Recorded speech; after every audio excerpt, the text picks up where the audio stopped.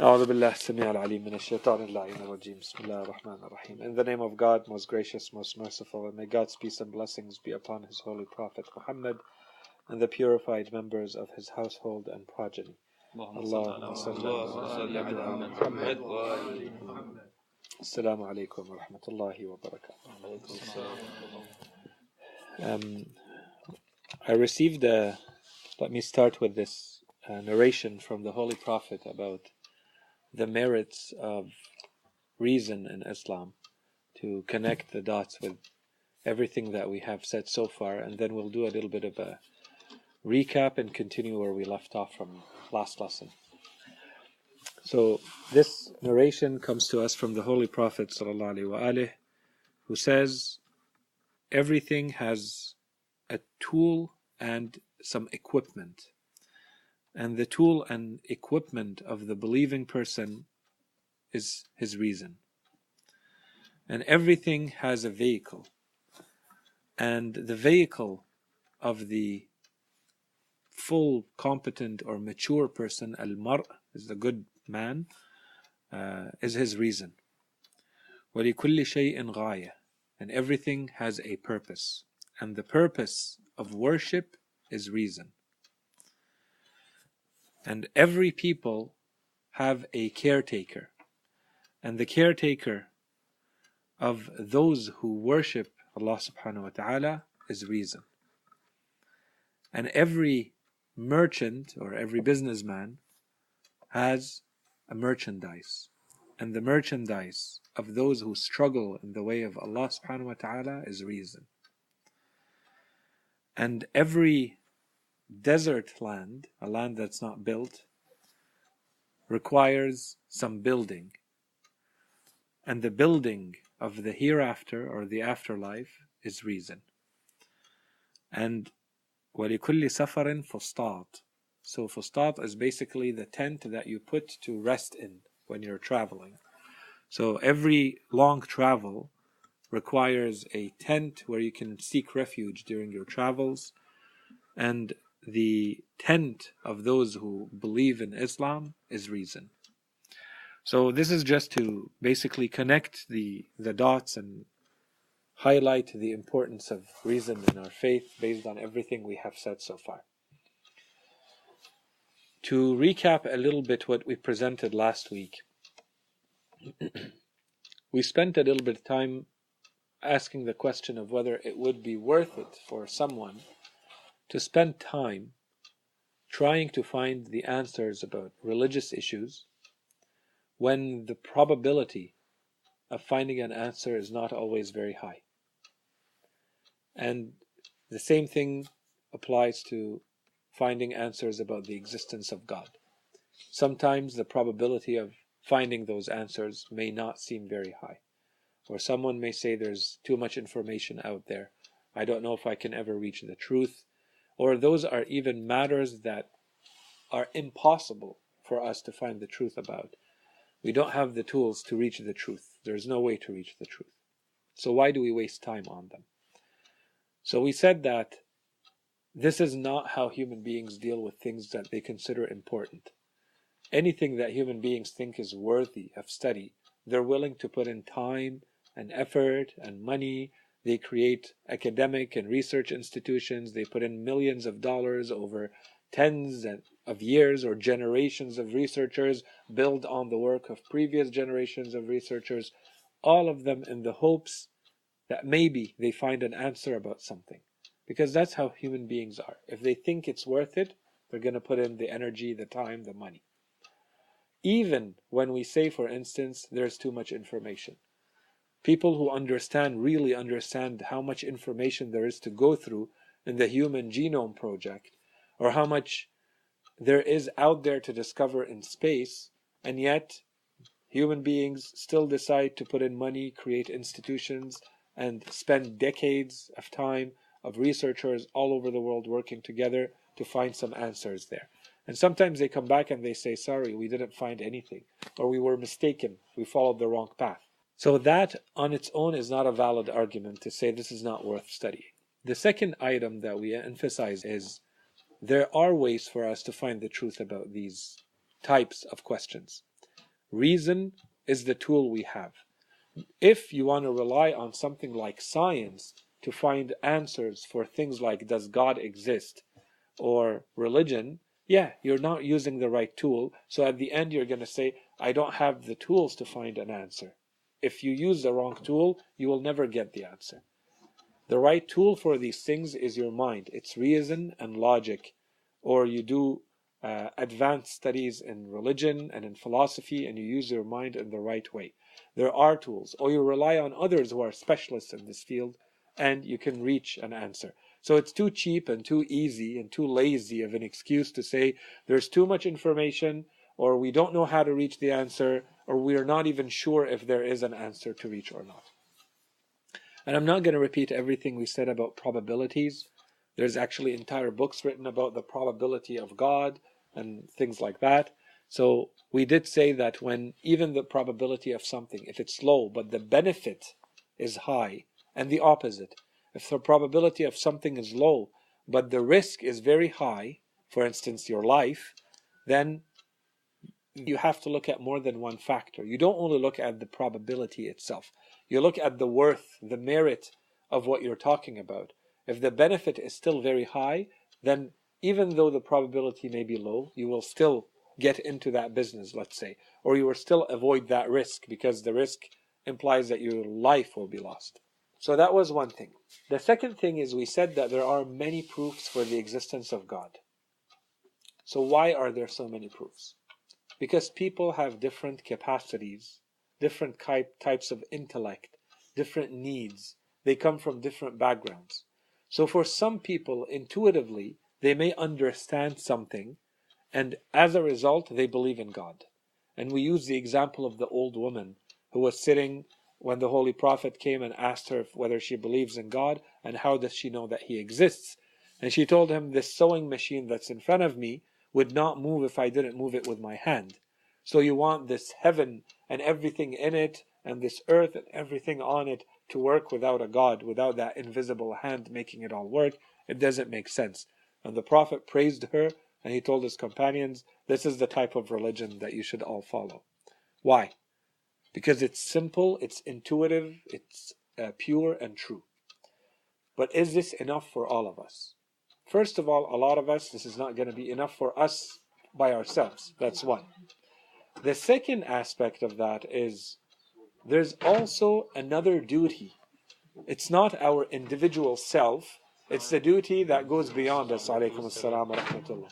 That goes beyond us, and that's a collective duty. That's our duty towards people we care about. That's our duty towards our children. That's our duty towards society. So if we don't understand these arguments in depth, we will never be able to answer them. If you're going to a university class and you hear the professor talk about certain things that may shake your beliefs, you have to equip yourself. It becomes your religious duty to equip yourself in that kind of environment.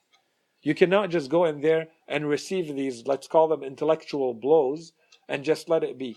It's in no time, your entire faith will be eroded. Not because there are no answers, because you're not equipping yourself. You're putting yourself in a situation where you're receiving these doubts, these questions, these arguments, and you're not doing anything about it. This becomes your religious duty to go and learn, research, ask questions, learn the arguments. So to do it in a smart way, you do it proactively. You don't wait to be in that situation, and then you're asked a question and you have no answer and you go back in. And that's fine if it happens that way. But the other way is you're doing what you're doing right now, which is you learn it before it comes to you. You're always ready. You know what kind of questions, what kind of issues, what kind of doubts exist in this society, for instance. In the medical field, or in the scientific field, or in the people who study physics, or people who study history, or people who attack one religion as opposed to another, or attack the idea of God. We know what the big questions are. Let's research them. Let's find answers to them. So this is in part what we're trying to do here. That was kind of the long introduction.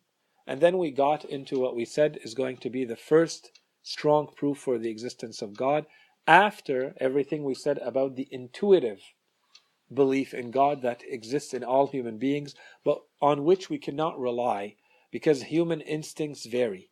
Because we don't all have a strong, pure human intuition that's going to be available to us throughout our lives.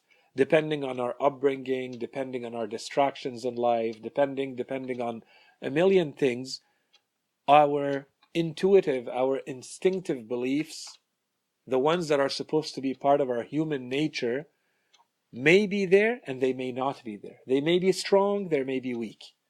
So yes, we said that human beings instinctively believe in God, but we cannot rely on that as the strongest proof for the existence of God, because it's not systematic and not found in everybody. That's why we're going to go the rational way.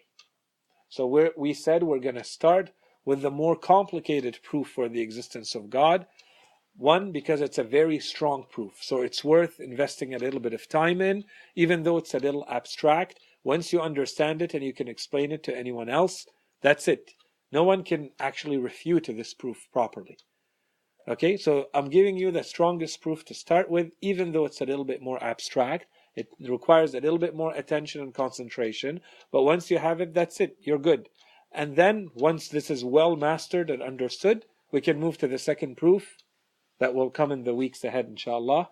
And that one you'll see is a lot easier to understand because it doesn't require that much concentration intellectually. This one is more abstract. We're only working with notions in our head. The next proofs, we're going to work with notions in our head as well as things in the outside world, so it's easier to grasp and understand. So how did we explain the first proof? First of all, what is it called? So please concentrate, so that afterwards, if I ask questions, I have to make sure that everybody understood the proof.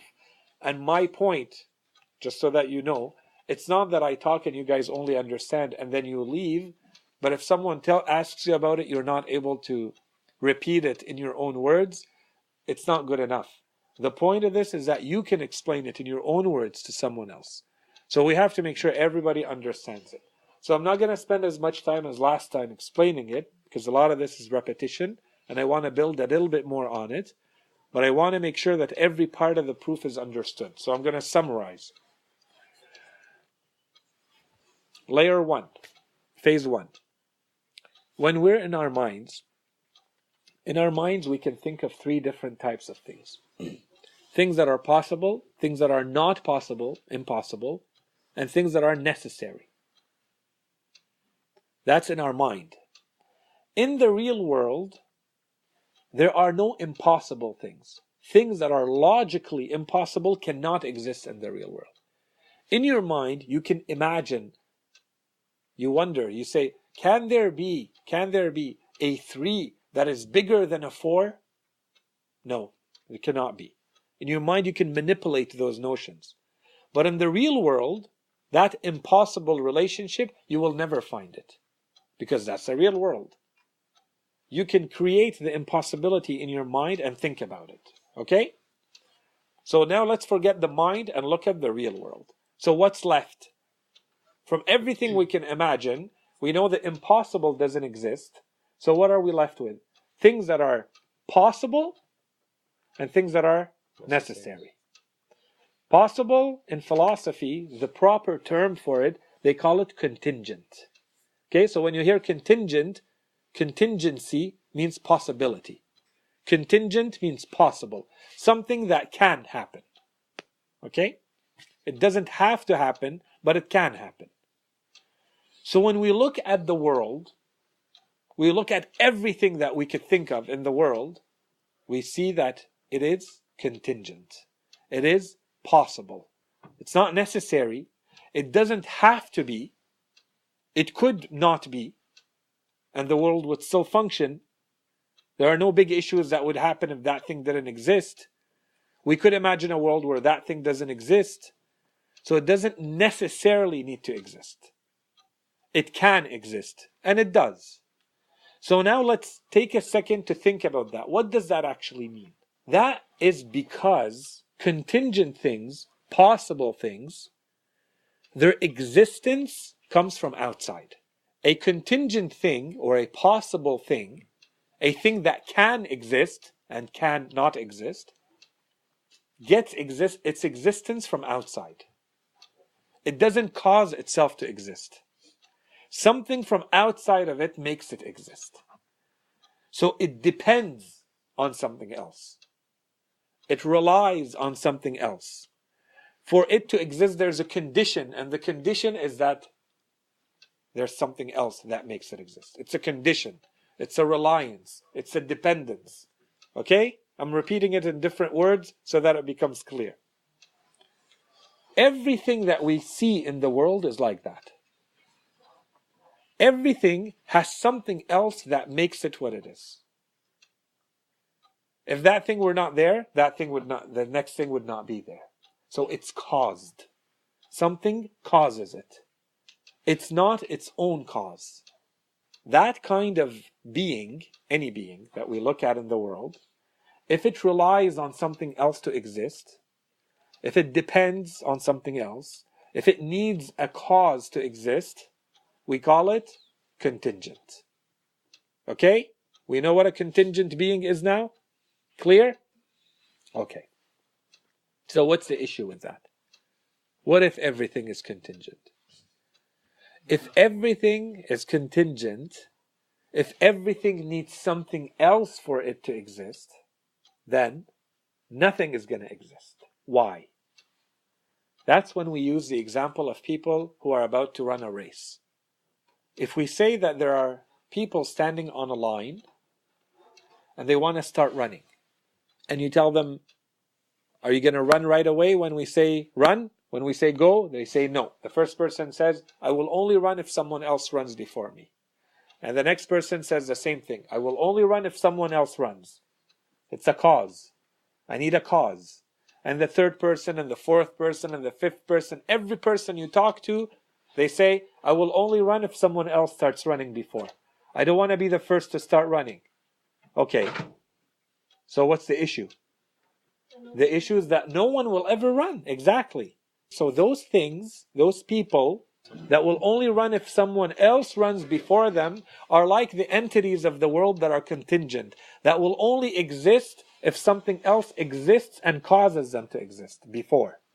Keeping that in mind, now we come to the world. We come to the race. And we look at the race. We weren't there when the race started. But if you know that everybody on that line was not going to run until someone else runs before them, and you come to the race and you see that they're running, what does it mean? I have a question. Yeah? You said you know that, in your mind, you know that everyone has to, like, no one's going to run unless someone else runs. How do you know that? So you don't know in the case of running, because in the case of running it's not necessary. Okay. But in the case of causality, it's necessary. And contingency is about causality. Long story short is everything you look at in this world is contingent. Contingent in the sense that it doesn't have the necessity or the necessary existence, logically, that, for instance, when we say 4 is bigger than 3, or 3 cannot be bigger than 4. This is a logical necessity. It cannot be any other way. So can you think of anything that would have that kind of necessity for its existence? For instance, if I tell you, can you think of a triangle that doesn't have 3 sides? It wouldn't be a triangle. What we're looking for is something that wouldn't be what it is if it didn't exist. Just like a triangle must have 3 sides, we're looking for something that must exist. There has to be something that has existence in its meaning. When you define it, you say it must exist. How do we explain last week? Well, I didn't add this piece, but the questions mean that I have to push a little bit further.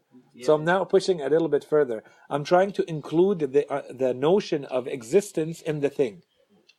Okay? So if you take something, if you think about energy, does energy need to exist? No. Energy does not have existence in its meaning. Energy is something you can come up with in your mind or not.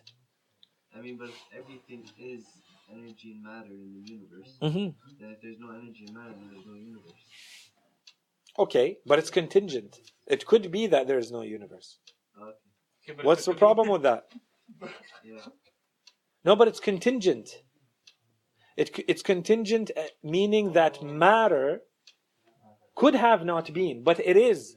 Which means that we are looking at the race. Where we're looking at the race, it means something caused it to be. Let me say that again.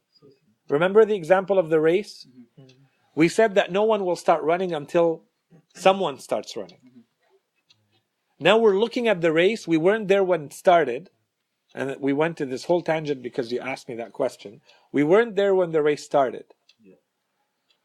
We're looking at people and they're running now. So we know that someone caused the race to start. Now we have to come up with an explanation. When we look at the world now, we see that there is matter, that there is energy, that there is space, that there is a vacuum. But none of these things explain themselves.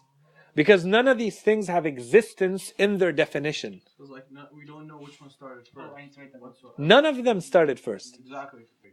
Of these things, we know none of them could have been first. Because they're only contingent. Because they don't have existence in their meaning. Yeah, exactly. So something gave them existence. Exactly. Nothing has existence in the meaning. That's what you're saying, right? From what we know. Except that everything exists. So something must have existence in its meaning.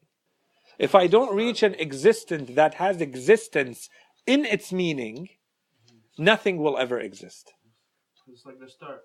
It's the start to every contingent thing. Every possible thing is going to rely on that. Outside of itself. That thing which has existence as part of its meaning. The thing which, in other words, the thing which cannot rely on anything else to exist. Why? Because it's necessary. If it can rely, matter, energy, it's going to get something from someone else, from somewhere else. It can be caused as a notion. It's not a logical necessity to say energy exists. It's an empirical necessity. So in the real world, when I look at it, I say, yeah, I have a system where there's always energy. But it's not logically necessary. It's not like the necessity of the 3 sides to a triangle. That's a logical necessity. We just happen to be in a world where there's energy. Why can I say this with certainty? Because energy is contingent. Logically, energy is contingent. Logically. Yes, and that's all I have. And that's why I say it depends on the tools you use. I cannot rely here on natural science. Natural science says energy exists. If I say, does it need to exist logically? It can't answer that. I have to go to logic and philosophy and say, what kind of necessity do I have in energy? What kind of necessity do I have in matter? Logically, we never experienced a world without energy for us to know if it's contingent or not. Did you experience a world where 3 is bigger than 4? No. Do you think there is a world where 3 is bigger than 4? 3 is bigger than 4. No. Can there be a world where 3 is bigger than 4? What if they define 3 differently? Would that change it? Okay, well that's not 3. Yeah, it's not 3 anymore. It's Like can there be a world where a triangle doesn't have 3 sides? No, unless it's not a triangle. Unless it's not a triangle. Okay, that's fine. Then we're not talking about a triangle. So, triangle, no, Same thing. So even though we didn't experience a world where there is energy or there isn't energy, that's why I call it an empirical necessity. This is the experienced world. Fine. But you're at the natural science level. I'm at the logical level. It cannot be. So there's someone who came to Imam Ali alayhi salam and who told him, can your God, listen to the question, can your God take this whole world and make it fit into a space smaller than an egg without shrinking the world or making the egg bigger? Imam Ali alayhi salam answered him, that which you are saying cannot be. It's not that God cannot do it. You're asking for something that is, in our words, utter gibberish. It doesn't make sense what you're asking. Ask something that makes sense. Ask about something about which you can apply the power of God. The words you're uttering, that statement doesn't make sense. Okay? إِنَّ الَّذِي تَقُولُ لَا يَكُونُ. That which you say cannot be. This is what the Imam didn't tell him, oh, there might be a world where this is possible, but in the world that we have encountered. No. He's talking at the level of logical necessity. There is no world in which we can imagine where that kind of universe can be shrunk into a place smaller than an egg without making the universe smaller or the egg bigger. That's the philosophical answer. It's like asking, can your God get me one that's bigger than two? Exactly. God create a rock that you can't lift. You know that saying? Or can God create another God?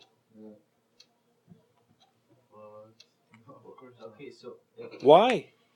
So some people say that you're limiting the power of God. No, but it's just not.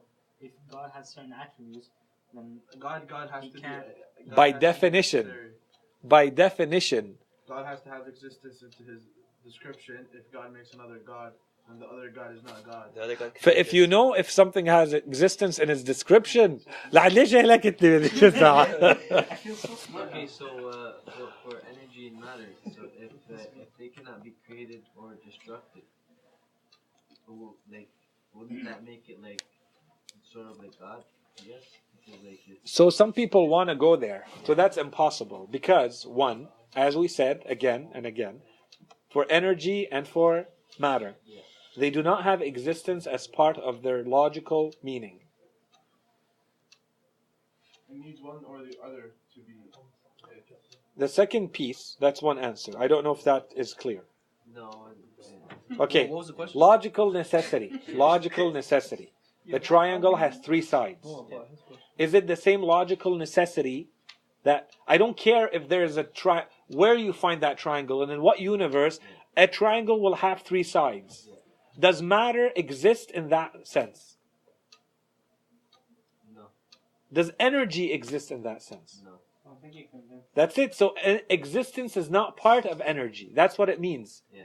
Existence is not part of the definition of energy. Okay.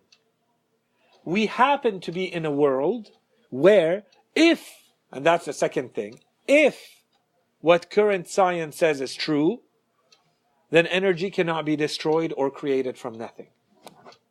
And there's a whole bunch of scientists right now working on creating energy out of nothing. Okay, and they think they proved it, that it works. So maybe it is possible to create energy out of nothing. According to their definition of nothing, which is not really nothing, but whatever. Makes sense? Yeah. So, layer one, even though we happen to be in a world, in a system, look at the world as someone who created an experiment. I created this vacuum, this aquarium, this lab space, where I was able to create our entire universe. And in this universe, I created one constant that's always there, that's energy. I could have created a different kind of world, but I created one where energy is always there. But that just happens to be, that's what it is right now. I could have created something different. So it's not a logical necessity.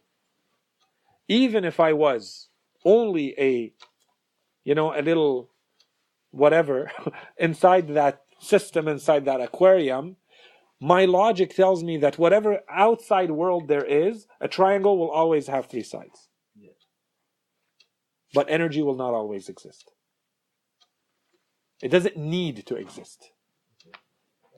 It happens to exist. Yeah. It happens to be a constant, but it doesn't need to be. Yeah. But so all of that is not even the end of the proof. Now we go back to the proof. Now we go back to, we're in the race. We go back to when we see the world, there are things that exist. This is where we say, therefore, there must have been. Because if we weren't here to say it, the argument would not be complete. But we are here and we do encounter things that exist. And they're all contingent. None of them have existence in their being. We say, therefore, logically, For all of this to make sense, we need an existent, we need a being that has existence as part of its definition. So that that being, no matter what world you imagine, no matter what exists or what doesn't exist, that being is always there. Even if this entire universe didn't exist. Like a triangle. Like a triangle, but for existence. Yeah. If I have that being, then I can explain anything after. So how does that being have to be? It must have existence as part of its being. It cannot be material. It cannot be material because matter is contingent. It cannot be divisible into parts. Because if you can divide it into parts, it means it relies on these parts to come together. That means each part has to have its own. Then you go back to each part and you ask the same question. It has to be absolutely simple. No parts, absolutely eternal. If you go back as far back in infinity in time and as much forward in infinity in time, it must be the same. And then that thing can explain anything else. Now you can have anything you want and you can explain it with that being. That is called the proof of the necessary being. And the necessary being is God. So this is the philosophical way to prove the existence of God. So you say, I look at the world. Summarized, we talked a lot. It was supposed to be 10 minutes. We look at the world and we say, what exists in the world? Everything that we know that exists in the world is contingent. It doesn't need to be, but it is. That's why we have philosophers and scientists now right now writing books about why is there something instead of nothing. And that's really the question that this proof is trying to answer. Why is there something instead of nothing? Can energy explain that? No. Can matter explain that? Why is there matter? Matter does not need to exist, but it does. Energy does not need to exist, but it does. So, this is not the answer. So the real question that a lot of physicists like Lawrence Krauss is trying to work on, and he wrote a big book about it, the universe, his book is called Universe Out of Nothing. And he's trying to prove that the universe can come out of nothing, based on the new experiments that some physicists are doing to create energy out of nothing. Because if they can do that, then they will not need the necessary being. But until then, logically, you're stuck. That's why we say it's a logical proof. It's a philosophical proof. Does matter need to exist? No. But their claim is yes, because they say there is nothing except this universe. Does matter need to exist? No. Does energy need to exist? No. We're in a world that it does exist. Good. So how do we explain it? Why is there something? Why is there energy? Why is there matter instead of nothing? So we need something to explain that. The why is there something instead of nothing. So philosophically, you can prove the existence of a necessary being this way. Since there is something, there must have been a necessary something that causes all the contingent somethings, which is everything else, to exist. So everything that exists is either necessary or contingent. What's the problem with things being contingent? It causes infinite regress. You keep asking, what caused this? What caused A, B? What caused B, C? What caused C, D? Okay, but I can't keep going like that forever. Otherwise, I would never reach a conclusion. If I reach a conclusion and I do have something that exists, then there must have been something that triggered it. And that's a necessary being. Now the big question. So let's assume now we use the normal words. Normal words is God. The philosophical world is necessary being. So what caused God? If everything has a cause, what caused God? It's not contingent. He doesn't need something called. Why? He's a necessary being. Okay. So the question, everything, when people say, if everything needs a cause, then what is the cause of God? It's everything that needs Every contingent thing. Thank you. Every contingent thing. Everything that has a cause needs a cause. Not everything needs a cause.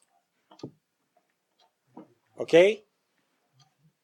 Is there any part of this proof that is not entirely clear yet?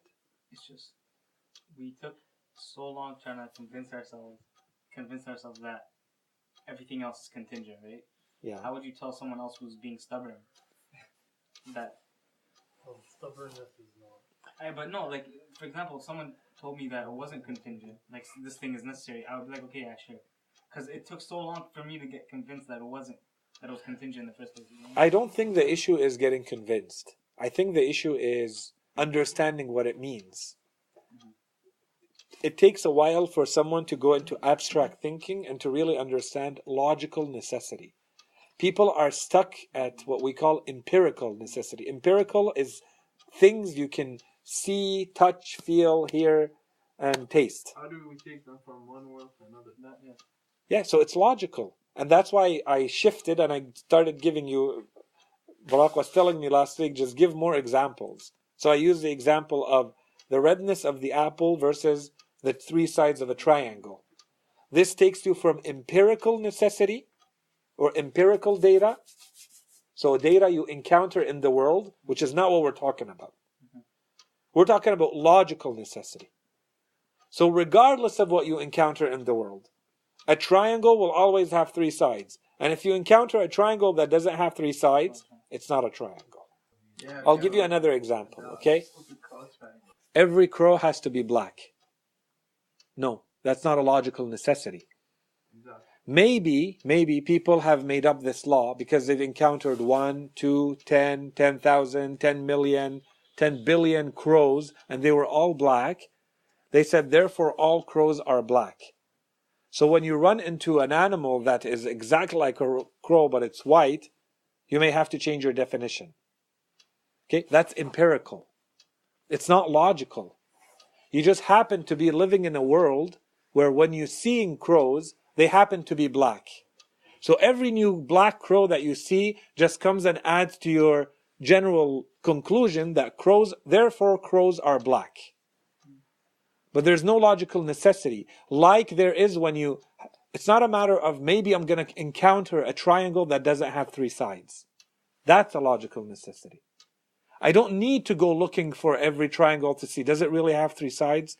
Maybe I'm going to find the one that doesn't have three sides. I can't. If I found a triangle that doesn't have three sides, it's no longer a triangle. By definition, a triangle has three sides. By definition, a crow is not black. Blackness is a secondary descriptor, attribute, that happens to be there every time I've seen a crow until now. It's not necessary for the crow to be a crow. To be black. Yeah, it's like the secondary description of things is not necessary for it to be what it is. It's not part of its essence. It's not part of its nature. Yeah. Yes? Doesn't everything that exists have a logical necessity to it? You have to say more. I think I know what you mean, but you're going to complicate things, but okay. But it's similar to how a triangle has three sides. Yeah. It's must. Yeah. Everything that exists also has a must to exist. Okay. So there is a must to exist. The moment all the conditions are in place for something to exist, it must exist. For this cup to be here, let's say, there are three conditions. Okay? If the three conditions are there, then this cup must be here. Check. It means it must be here. So the opposite. If I come and I find this cup here, I can right away assume correctly that all three conditions took place. In that sense, there is a necessity, a logical necessity. But this cup does not need to exist on its own. It's a contingent existent. It's contingent that it can be here or it could be somewhere else. Okay? The conditions, the causes for this are not necessary. They're external to it. And the causes themselves are external. They were caused. And those causes were caused. Because everything you look at is contingent. Necessity is not part of its definition. Is that what you're asking?